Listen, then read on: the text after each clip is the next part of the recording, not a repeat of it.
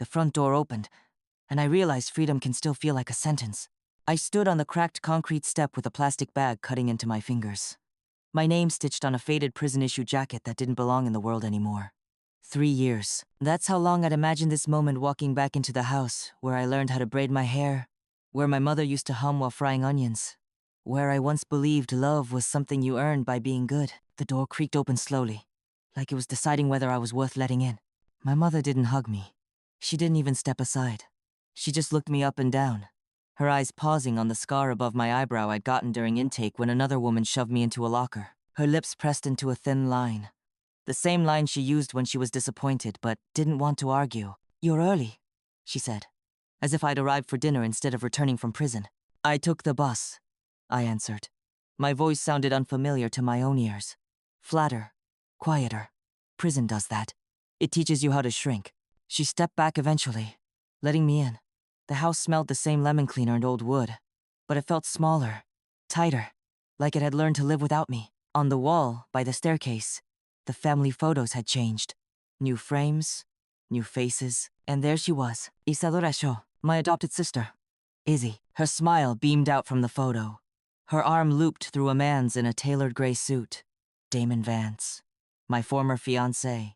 The man who once promised he'd never let anyone hurt me. I felt something inside my chest pull tight, like a knot being yanked too fast. "No one said you could take that down," my mother said sharply when she saw where I was looking. "I wasn't," I said, though my hand had lifted without permission. She watched me the rest of the way to the small guest room, my old room, technically, but stripped bare of anything that proved I'd once lived there. The bedspread was beige. The curtains were thin. No photos, no books, no history. That night, I lay awake listening to the house settle. Pipes ticking, floorboards creaking. Somewhere down the hall, Izzy laughed softly, her laugh still light and musical, the way it had been when we were girls and she used to steal my sweaters and say we shared everything. Even then, I didn't know how much she meant it. Before everything fell apart, my life was ordinary in the best way. I worked at a small architectural firm downtown, mostly drafting and revising plans other people designed. Damon used to joke that I was the bones, and he was the skin that nothing stood without me. Even if I never got the credit, I didn't mind.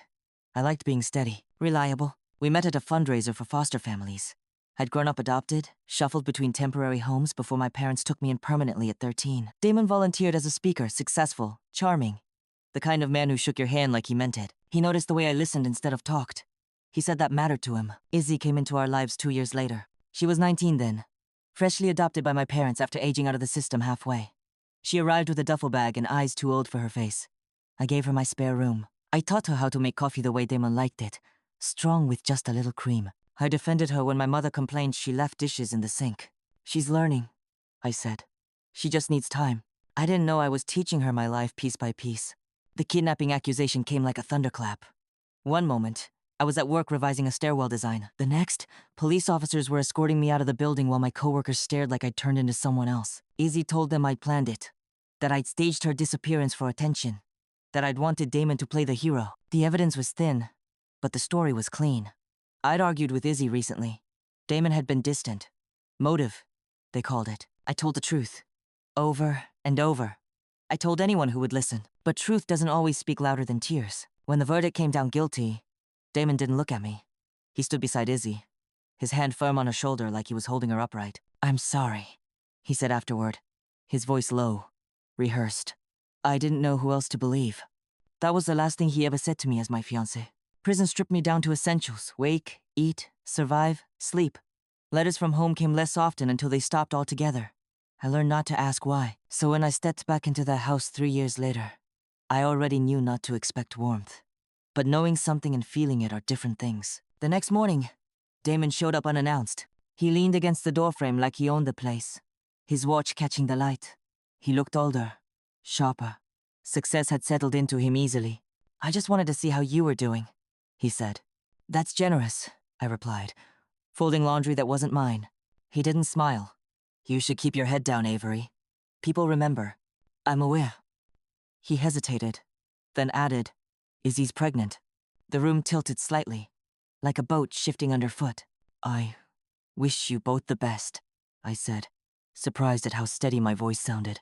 As he left, I realized something important. Despair had followed me all the way home, but it didn't know me anymore. And sometimes, the worst thing that happens to you is the thing that finally teaches you how to stand. The days after Damon's visit settled into a quiet that felt heavier than noise. I found a rhythm because I had to. Wake early. Make my bed tight enough to pass inspection out of habit. Drink coffee standing at the kitchen counter because sitting felt like claiming space I hadn't earned back yet. My mother spoke to me only when necessary requests passed like notes slid under a door. Take the trash out. Dinner's at 6. No questions. No warmth. Izzy avoided me entirely. She used to hum when she cooked. Now, whenever I entered a room, conversations stopped. Doors closed softly but deliberately. It wasn't anger I felt from her, it was something more precise. Control. She didn't need to confront me. She already had everything. One afternoon, while my mother was at work, I opened the hall closet looking for a broom. A small pink sweater slipped off the shelf and landed at my feet. Baby-sized. New. The tag still on. I picked it up. The fabric impossibly soft, and felt a wave of something sharp and unexpected. Not jealousy. Grief. For a life that had been rerouted without my consent. Izzy appeared at the end of the hall, one hand resting protectively on her stomach. You shouldn't touch that, she said lightly, like I'd reached for a hot pan.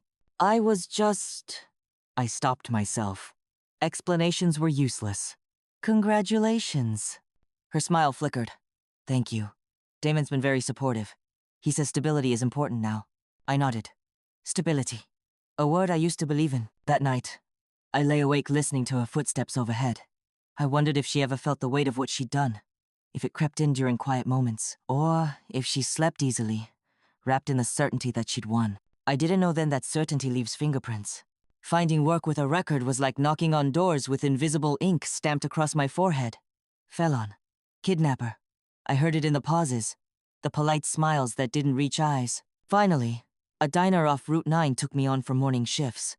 The owner, Ruth, didn't ask many questions. She slid a chipped mug across the counter my first day and said, "You show up on time and do your job.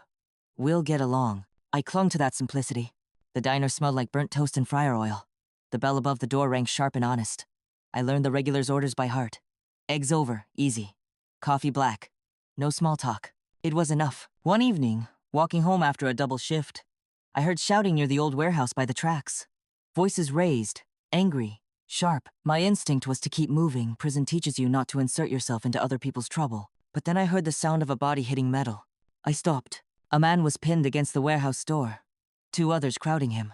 One swung, wild and desperate. The man's head snapped sideways. "Hey!" I shouted before I could think better of it. They turned. One laughed. "Mind your business. I already called the police." I lied, my heart hammering. Something in my voice must have carried conviction. They hesitated just long enough for the man to shove one attacker back and slip free.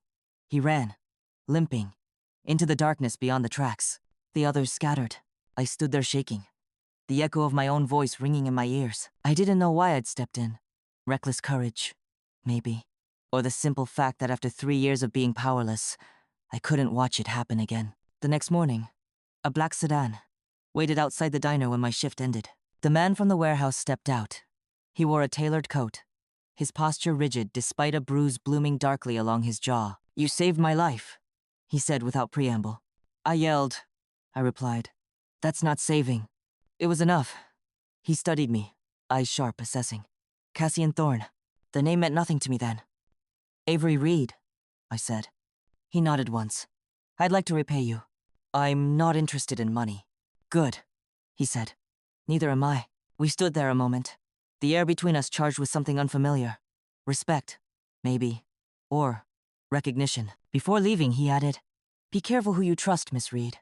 Some people wear their lies very well." That night, his words echoed louder than Izzy's footsteps ever had. The first real crack appeared a week later.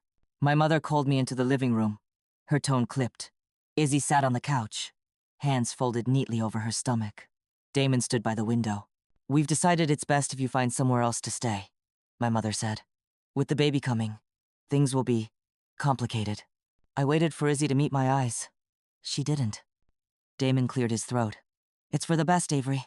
I looked at all 3 of them and felt something settle inside me, not despair this time, but clarity. "Of course," I said. "I'll pack."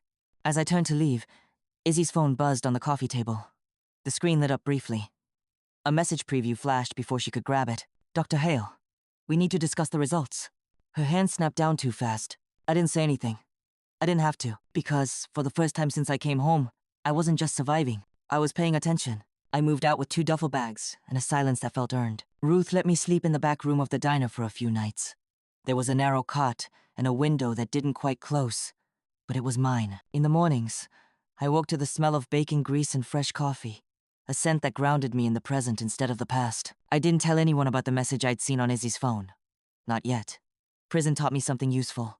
Truth moves better when you let it walk instead of shoving it forward. Cassian Thorne, come back into my life quietly. He sat at the counter one afternoon, ordered coffee, black, and watched the room the way people do when they're used to being in charge without announcing it. When my shift ended, he waited outside again. I heard you moved out, he said. News travels fast. I make it my business to know things. I believed him. He offered me a ride. I declined. He didn't push. Instead, he walked beside me toward the bus stop, his stride measured to match mine. Damon Vance is my nephew, he said casually, like he was commenting on the weather. I stopped walking. That makes you, unfortunately, connected, he finished. I don't approve of how he handles his personal affairs. There was no judgment in his voice. Just fact. Over the next weeks, Cassian became a quiet constant. He didn't ask me to explain myself.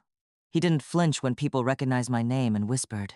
He listened. One evening, after a long shift, I finally told him everything, the accusation, the trial, Izzy's tears on the stand, Damon's silence. When I finished, he sat back, fingers steepled, eyes dark. She stole your life, he said.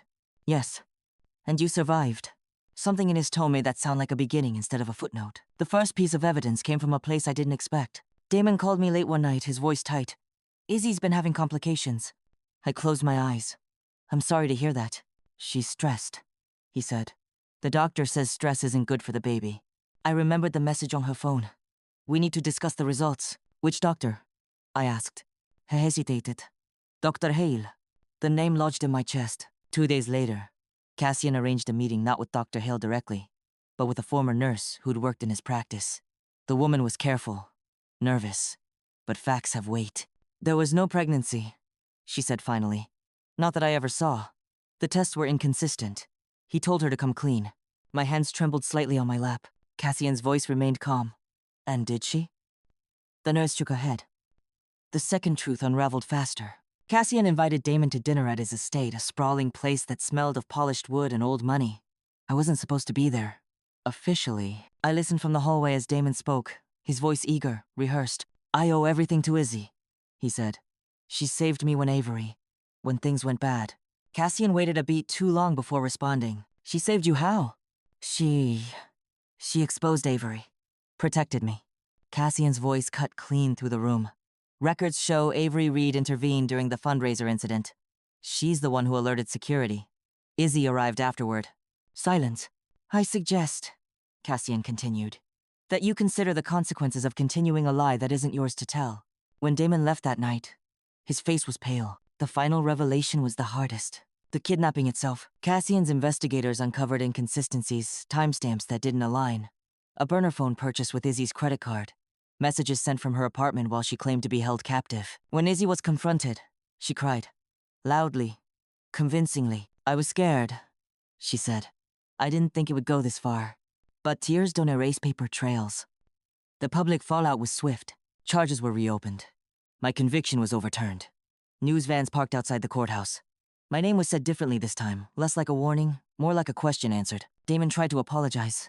I didn't let him finish. Izzy was taken into custody quietly. Her confidence finally stripped bare. Cassian stood beside me through it all, his presence steady and unyielding. One afternoon, after the hearings ended, he took my hand. Marry me, he said. It wasn't romantic in the way people expect.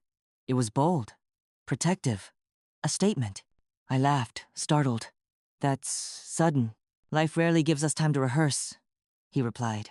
But I know what I want. I looked at him, really looked. The man who believed me before the world did, who offered safety without strings. Yes, I said. I will. We married on a Tuesday morning with rain tapping softly against the courthouse windows. No white dress, no aisle, just a quiet room, a judge with kind eyes, and Cassian standing beside me in a dark coat that smelled faintly of cedar. When he slid the ring onto my finger, his hand was steady. Mine shook just a little. It wasn't a fairy tale moment. It was something better. It was deliberate. The news spread quickly, as it always does when it involves names people recognize. Cassian Thorne marries disgraced ex-con, now exonerated Avery Reed. The headlines couldn't decide whether to be scandalized or impressed. I didn't read most of them. Cassian told me not to. Let noise burn itself out, he said. Truth doesn't need to shout. Living with him felt strange at first. His home was large but not cold wide windows, worn leather chairs, shelves of books that looked red instead of decorative. There was a rhythm to his life that made space for mine without swallowing it. I still worked at the diner. Ruth raised an eyebrow when I told her I'd gotten married. You always did surprise me, she said, then hugged me hard enough to knock the air out of my lungs. The Thorne family patriarch, Elias Thorne, requested to meet me a week later. I expected interrogation. Instead, I found a man in his late 70s with a cane and eyes sharp enough to miss nothing.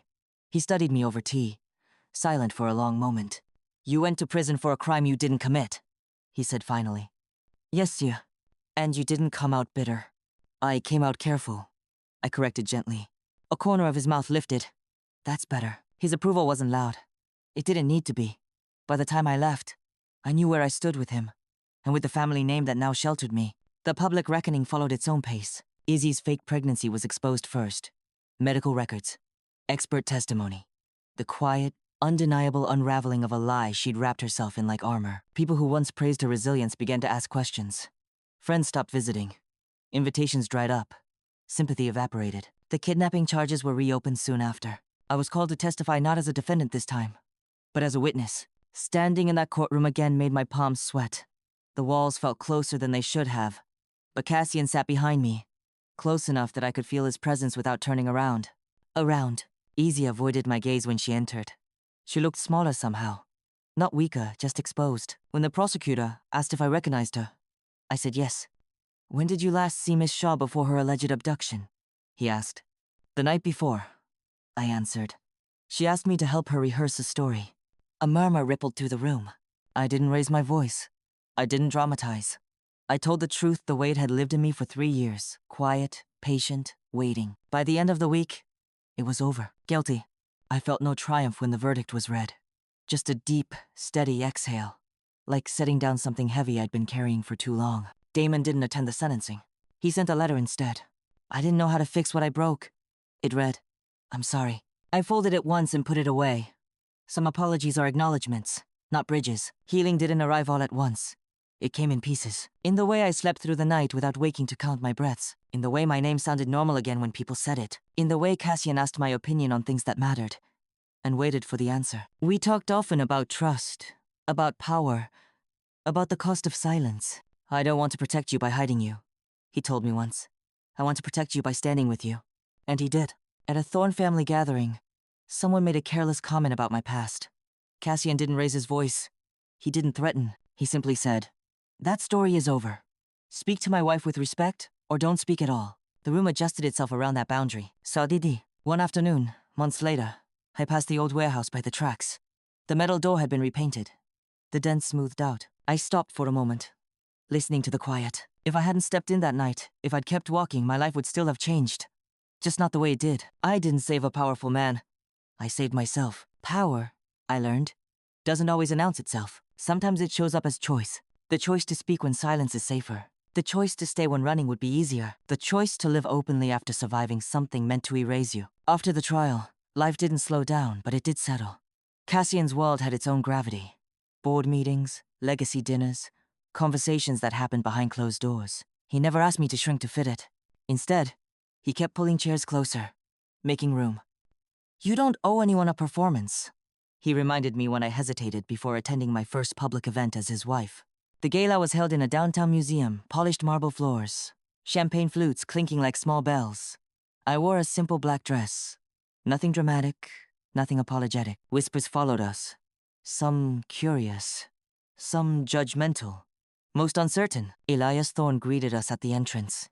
He took my arm, his grip firm but warm. This is Avery, he said to the room around us, his voice carrying just enough. She's family. That was all. People recalibrate quickly when they realize the ground has shifted. Damon tried one last time to insert himself into my life. He cornered me outside the museum. His tie loosened, eyes tired. You look Well, he said, I am. I never meant for it to go that far. I know, I replied. And I did. That truth hurt more than the lie. He glanced toward the entrance where Cassian stood speaking with donors.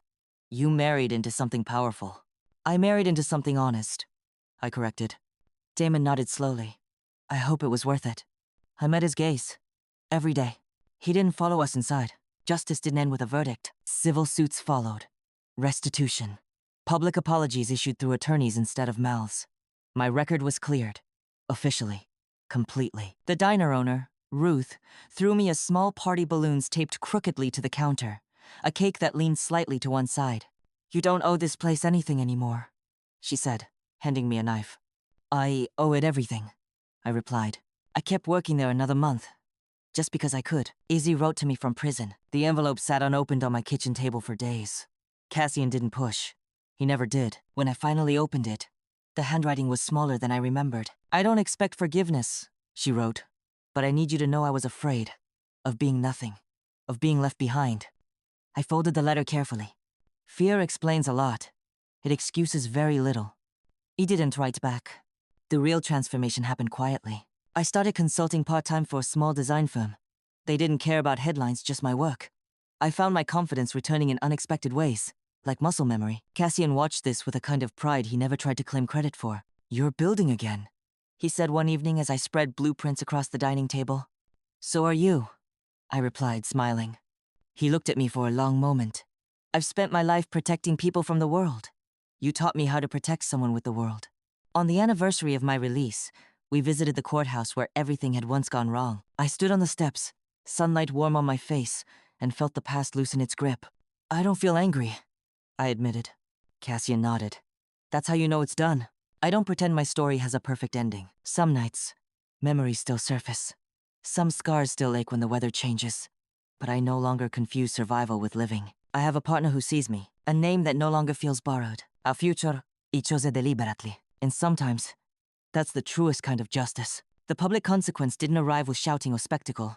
It arrived the way real consequences usually do. Slow, deliberate, impossible to outrun. By the time the appeals process closed, Izzy's name had become something people avoided saying out loud. Not because they pitied her, but because her story made others uncomfortable. It forced them to reckon with how easily they believed a performance over a person. The same neighbors who once crossed the street to avoid me now watched from behind their curtains as news vans parked outside my parents' house. Reporters knocked. Questions echoed down the driveway. My mother called me after weeks of silence. I didn't know, she said, her voice thin. I didn't think she'd lie like that. I told you, I replied gently.